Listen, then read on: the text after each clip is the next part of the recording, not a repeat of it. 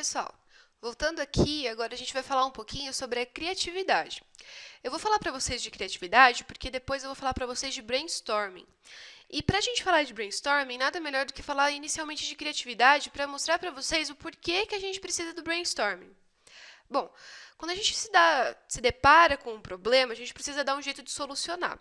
Vamos supor que um cliente chega para você e fala assim: eu tenho uma loja de antiguidades e eu quero que você faça para mim um site que seja ao mesmo tempo futurista, inovador e tenha elementos de antiguidade.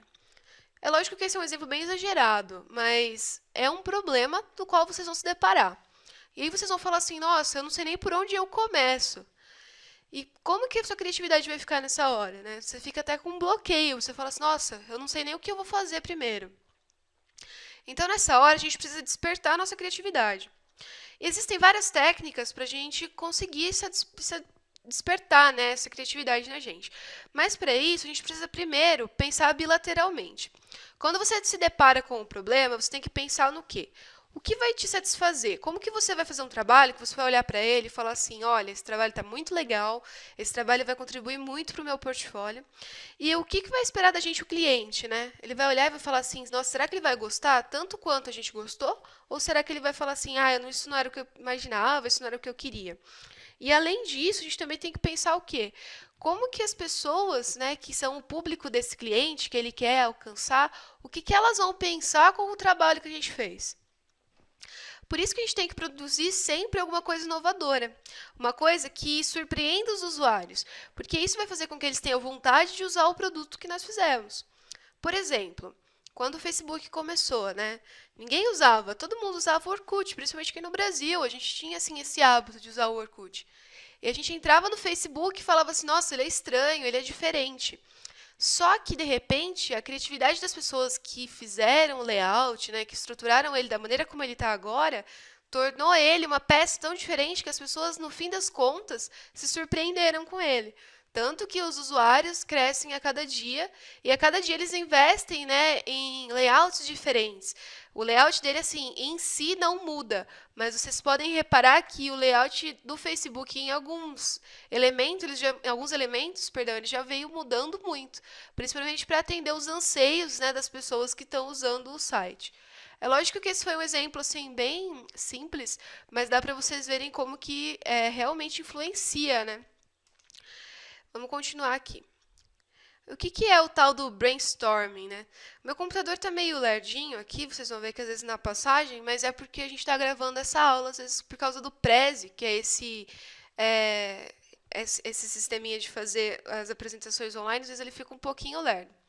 Para quem não conhece o Prezi, ele é bem legal. A gente está até fazendo uma formação aqui no site de Prezi e é interessante. Às vezes as pessoas me perguntavam lá nos conceitos de design o que eu usava para fazer. Eu uso o Prezi. E o que é esse tal do brainstorming, né, que eu estou falando tanto para vocês agora? Opa, saiu aqui. Vamos voltar.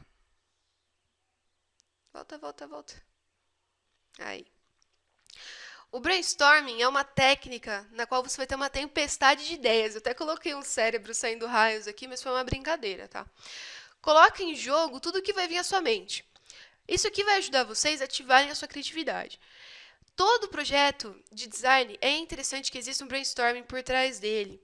Por que é interessante? Porque é através do brainstorming que a gente consegue realmente pensar em todas as possibilidades que a gente vai poder usar para criar os nossos produtos, seja um produto gráfico, seja um produto físico, o produto que for. E aqui eu tenho umas técnicas, né, que eu até passei para o pessoal no conceito de design na parte de identidade visual, que são técnicas de brainstorming que não se aplicam só à identidade visual, elas se aplicam a toda a criação de qualquer produto. Então, assim, uma coisa que é legal que vocês comecem a fazer, quando vocês tiverem um problema, principalmente no caso de um site, sentem e comecem a pensar no nome da empresa. Qual o conceito que essa empresa traz?